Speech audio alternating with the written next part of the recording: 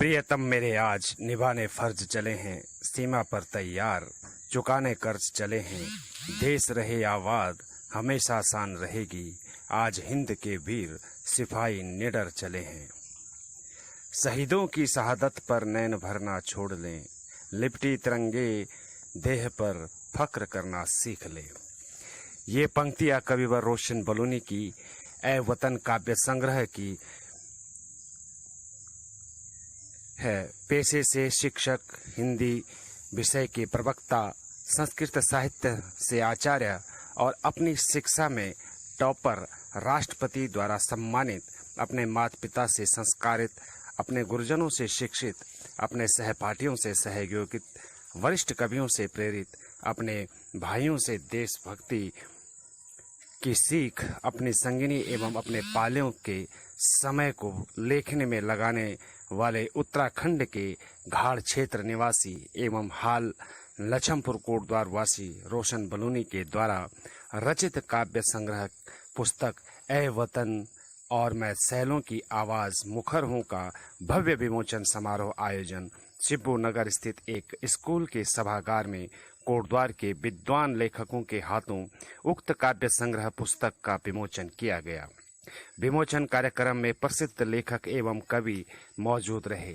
इस अवसर पर रोशन बलूनी का सभी अतिथियों ने माल्यार्पण कर शॉल भेंट कर उनका सम्मान किया। साथ ही उपस्थित अतिथियों का भी रोशन बलूनी व उनके परिवारगण, मित्रगण एवं बंधुओं द्वारा माल्यार्पण कर शॉल भेंट कर साथ ही स्मृति चिन्ह देकर स्वागत किया गया।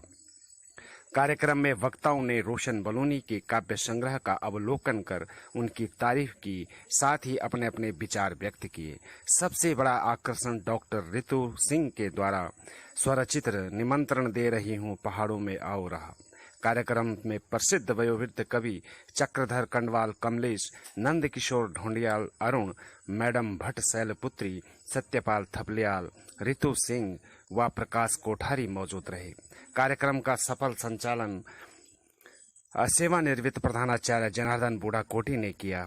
इस अवसर पर रोशन बलूनी ने बताया, मेरे बड़े भाई साहब आर्मी में हैं और मैं जान सकता हूं कि हमारे देश के जो सिपाही हैं वो किस सरहद पे कितने झंझावातों के बीच, कितने परेशानियों के बीच देश की संपूर्ण सत्ता, उसकी अक्षुण्णता और अखंडता मर्यादा को बनाए रखने के लिए 24 घंटे हरनिशम सेवा में रहते हैं। और उस पर आधारित मैंने कहा कि क्यों ना हम कलम के सिपाही के तौर पर काम कर सकते हैं, क्योंकि देश की राष्ट्र की सुरक्षा हम किसी भी क्षेत्र में रहकर के कर सकते हैं।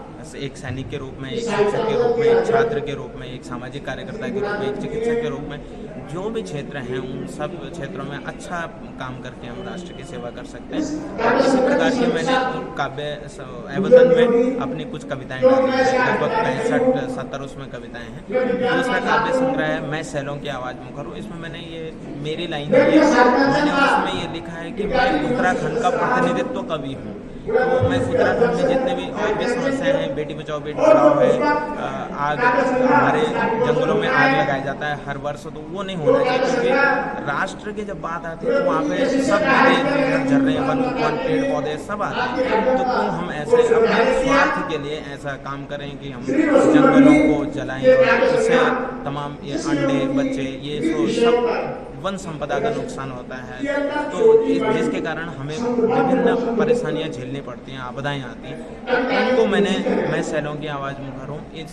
मैंने प्रयास किया है कि मैं विभिन्न, चाहे बेटी बचाओ बेटी पढ़ाओ से है, वन संपदा से संबंधित है, नदियों से संबंधित है, आध्यात्मिक से संबंधित है, सांस्कृतिक उनसे संबंधित है, तो इन तमाम प्रकार की कविताएं मैंने लिखी हुई हैं जो इन दोनों काव्य संग्रह में है। अच्छा, ये जो आपको काव्य लिखने की जो आपकी एक जिज्ञासा कहाँ से उत्पन्न हुई? ये सर मैं पढ़ने लिखने में पहले से रुचि रखता था कि मैं किताबें डायरी लेखन करता था, लेकिन मैं 2001-2 में शोभन सिंह जीना परिसर में संस्कृत भारती की ओर से एक शिक्षक के रूप में वहाँ गया था। वहाँ मैंने एक संघ की प्रचारक की कविता देखी, तो मुझे ऐसी बातचीत हुई कि क्यों ना मैं भी लिखूं।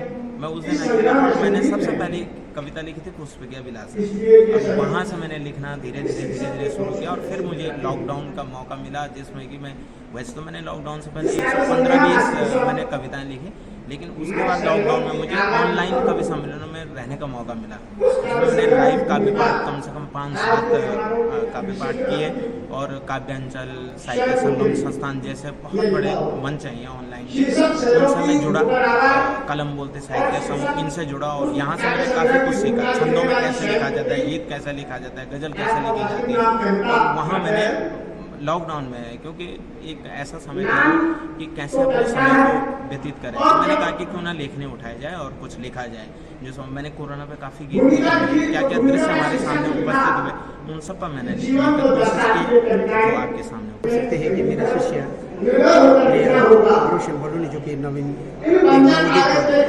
रचनाकार के रूप में उभर रहा है, जिन्होंने कोरोना काल के सही अवसर में करते हुए इन 2 पुस्तकों की रचना की है, चाहे वतन और मैं पहाड़ों का।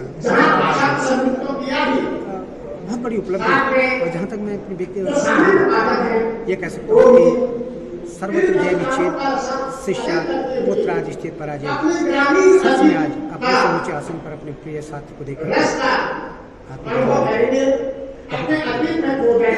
और